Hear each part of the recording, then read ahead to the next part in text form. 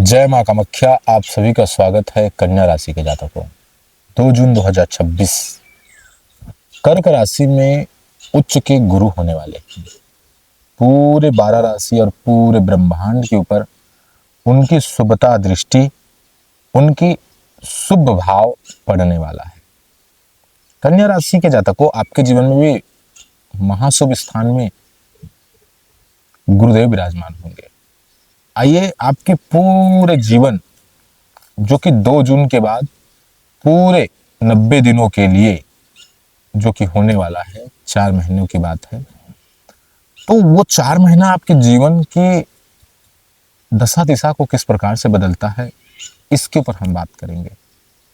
आइए हम प्रवेश करेंगे कन्या राशि के जातकों। और गुरुदेव जो है आपके महापवित्र स्थान में बैठे हुए हैं। वो स्थान है 11वां घर, 11वां भाव। आप देख सकते हैं ये 11वां भाव है।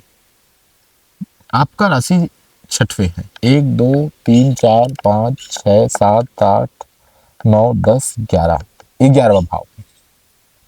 अब वो ये 11वां भाव कन्या राशि के जातक को देता क्या है, यहाँ कौन कौन से फल मिलते हैं इस भाव में अगर कोई भी ग्रह बैठे तो इसे हम जानते हैं। आप भी देख सकते हैं, आय लाभ उपलब्धि मनोकामनाओं की पूर्ति, आय लाभ उपलब्धि मनोकामनाओं की पूर्ति, आय का स्रोत बना देता है। देखो पैसा कमाना एक अलग मैटर है, लेकिन एक स्रोत रहना, आय मतलब जो डेली रूटीन, जो डेली चीजें हैं आ रही है, उसे आय कहा जाता है। पैसा कमाना अलग होता है और आय होना अलग होता है। तो गुरुदेव जब यहाँ बैठेंगे तो गुरु शुभ तरीके से, लीगल तरीके से आपके लिए एक आय का स्रोत बना देंगे, धन आवक का स्रोत बना देंगे, उपलब्धि आपको प्राप्त कराएंगे, मनोकामनाओं की पूर्ति आपको देने वाले हैं। कौन? श्री गुरुदेव यहाँ बैठ करके आपको लाभ ही देने वाले हैं, क्योंकि उच्च के हैं और अति शुभ है, शुभ ग्रह है, पवित्र ग्रह है, देव ग्रह है। तो देव ग्रह होने के कारण गुरुदेव जो है 11वें भाव में बैठ करके आपको महानतम चीजें देने वाले। कन्या राशि के जातकों, ये 90 दिनों तक इसका बड़ा ही प्रभाव रहेगा और लाइफ टाइम तक, एक बार आप इन चीजों को उपलब्धि पा गए तो कोई भी चीजें लाइफ टाइम तक उस चीजों का छाप रहता है। तो ऐसी स्थिति भी बनेगी। आइए अब हम गुरुदेव की दृष्टि के ऊपर बात करें तो गुरुदेव की 3 दृष्टि होती है, 2 साधारण, 1 दिव्य दृष्टि। तो 5 नंबर की दृष्टि होती है, 7 नंबर की दृष्टि होती है और 9 नंबर की दृष्टि होती है। गुरुदेव का 5वां दृष्टि कौन से भाव में पड़ रहा है, इसके ऊपर हम बात करते हैं। देखिए 1 2 3 4 5, एक 5वां दृष्टि इस स्थान में पड़ रहा है। ये भाव कौन सा है? तो ये भाव देखेंगे तो ये भाव तृतीया भाव है, तीसरा भाव है। तीसरा भाव में होता क्या है, आप इसे देख सकते हैं कि तीसरा भाव में क्या चीज होता है। तीसरे भाव में कोई भी ग्रह जब दृष्टि डाले तो होता क्या है, इस चीज को हम आपको स्क्रीन पर भी दिखा रहे हैं कि तीसरा भाव जो है छोटे भाई बहन, स्वयं का पराक्रम, धैर्य, आयु और माता की मृत्यु। माता की मृत्यु, छोटे भाई बहन का उनका सहयोग आपको मिल सकता है इस भाव में जब उच्च के गुरु देख रहे हैं। और इस भाव में पराक्रम, स्वयं का पराक्रम बढ़ेगा, धैर्यता बनी रहेगी। माता की मृत्यु, इस विचारनीय बात है। इस भाव में माता की मृत्यु होने नहीं वाली, क्योंकि ग्रह जो है शुभ है, मंगल है, उच्च का है। माता अगर मृत्यु की शैया में सो रही होगी, माता अगर मरने की स्थिति में होगी, तो शुभ गुरु की कृपा से उनका कल्याण हो सकता है। माँ कामाख्या करे कि अगर ऐसी कोई स्थिति हो तो उस माँ को माँ कामाख्या का आशीष मिले, उनका कृपा मिले और वो इन चीजों से छूट करके और जीवन का आनंद ले। जाना तो सबको है, आज नहीं तो कल, लेकिन और जीवन का थोड़ा आनंद ले, यही प्रार्थना है। और ऐसी अगर किसी की स्थिति बनी होगी कन्या राशि के जातकों को, आपकी माता पिता किसी की भी, तो कमेंट जरूर कीजिएगा, आप कमेंट जरूर कीजिएगा, ठीक है। हमने पांचवें दृष्टि की बात की, अब दिव्य दृष्टि सातवें दृष्टि की बात करेंगे। सातवें दृष्टि की बात करेंगे तो कन्या राशि के जातक को हम यहाँ से हमारे गुरुदेव देख रहे हैं, तो 1 2 3 4 5 6 7, सातवीं दृष्टि यहाँ है। और जब सातवीं दृष्टि यहाँ है तो ये पांचवा भाव है, ये पांचवा भाव है। आप स्क्रीन पर देख सकते हैं, संतान, बुद्धि, विद्या, यश, अनुयायी, धर्म और मंगल कार्य। संतान, बुद्धि, विद्या, यश।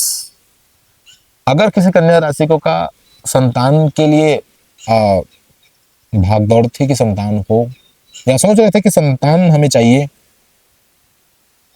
तो इस स्थिति में वो सबसे ज्यादा मंगल और शुभ और सिद्धकारी होगा संतान के लिए। धन लाभ, धन लाभ आपको दे सकते हैं, मांगलिक कार्य आपके जीवन में आ सकते हैं, सभी प्रकार के यश आपको प्रदान कर सकते हैं।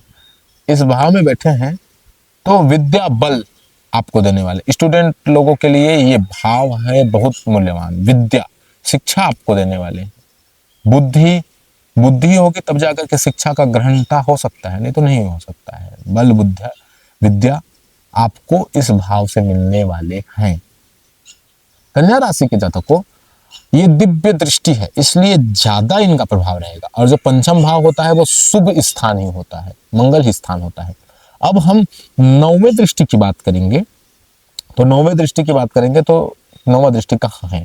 1 2 3 4 5 6 7 8 9, और ये नौवां दृष्टि है। ये नौवां दृष्टि यहाँ पड़ रही है, ये कौन सा भाव है और ये क्या फल देता है, अब हम इस पर बात करेंगे। तो ये सप्तम भाव है, बहुत सुंदर। यह समय जो है बहुत ही सुंदर आप सभी कन्या राशि के जातकों के लिए। कन्या राशि के जातकों ये जो स्थान होता है ना, ये जीवन साथी का स्थान होता है। ये जो स्थान होता है वो विवाह और वासना का स्थान होता है, अर्थात कि पूरे विवाह का स्थान होता है। ये स्थान काम और दैनिक व्यवसाय का स्थान होता है। तो दैनिक जो काम आप डेली कर रहे हैं, डेली रूटीन का आपका कारोबार है, किसी भी प्रकार की चीजें हैं, उसमें ये उन्नति लाने वाले हैं। ये विवाह का स्थान है, तो जिस कन्या राशि के जातकों का विवाह नहीं हो रहा है, उस कन्या राशि के जातकों का विवाह होने का पूरा योग बन रहा है। कन्या राशि के जातक को जो विवाहिक जीवन में सुख नहीं दे पा रहे हैं, उसको भी इस स्थान से ऐसी एनर्जी, ऐसी शुभता मिलेगी कि वो अपने पार्टनर को सुख पूरा दे पाएंगे। वो काम वासना का भी यह स्थान है। इसलिए कन्या राशि के जातक को ये जो गोचर है गुरु का, वो पूरे 12 राशियों के लिए शुभता है। हम पूरे 12 राशियों की बात कर रहे हैं, तो हमने आपकी 6वें राशि की भी बात की और आपका भी मंगल मार्गदर्शन करने का पूर्ण प्रयास किया। कन्या राशि के जातक को अगर आप इस चीजों को देख करके कहीं ना कहीं मन में नकारात्मकता आएगी कि आचार्य जी ये तो बात तो पूरी सही नहीं है, ये तो हमारी जिंदगी तो पूरा तबाह होकर रखी है। तो देखिए सत्य बात है, ऐसा होता है, क्योंकि मैं बहुत सारे कमेंट देखता हूँ, मेरे में तो नहीं सही, दूसरे एस्ट्रोलॉजरों के में कि ऐसा तो नहीं हुआ, ऐसा तो नहीं हुआ, वैसा तो नहीं हुआ, मेरे में भी कुछ ऐसी बात आ जाती है। तो मैं उसको बताना चाहता हूँ कि ये जो बात है ये राशि के अनुसार है। पर्सनली कुंडली एक अलग चीज होती है, पर्सनली स्वयं का लग्न एक अलग चीज होता है। अगर आप देखना चाहते हैं, समझना चाहते हैं, तो खुद का कुंडली विश्लेषण करवा सकते हैं। साथ ही साथ हमारे पास प्लस है, अगर आप किसी भी प्रकार से आपको लगता है कि मैं परेशान एक कुंडली या ज्योतिष के कारण नहीं हूँ, इसके कारण हूँ, तो कहीं ना कहीं आपके मन और आत्मा को लगता है कि मैं तंत्र के कारण परेशान हूँ, किसी भी प्रकार तांत्रिक क्रियाओं के कारण परेशान हूँ, तो माँ कामाख्या की कृपा के कारण आप सभी जो है उस तंत्र से मुक्ति पा सकते हैं, उस पीड़ा से मुक्ति पा सकते हैं। इसलिए आप हमसे संपर्क कर सकते हैं। संपर्क करने के लिए आप नंबर आपको मिल जाएगा, हमारे चैनल के अंदर नंबर मिल जाएगा। एक नियुक्त राशि है, उस नियुक्त राशि को देकर के शुभ राशि, एक धन राशि को देकर के आप हमसे अपॉइंटमेंट ले सकते हैं, और फिर चाहे वो तंत्र का परामर्श हो, चाहे वो कुंडली का परामर्श हो, हम उसके ऊपर बात करेंगे और फिर आपको माँ भगवती, माँ कामाख्या की कृपा से सतमार्ग मिलेगा, सही मार्ग मिलेगा। आइए कन्या राशि के जातक को अब मिलते हैं दूसरे वीडियो पर दूसरे तरीके से, दूसरे भाव से अब आप सभी को पुनः हम माँ कामाख्या कहते हुए विदा लेते हैं। जय माँ कामाख्या।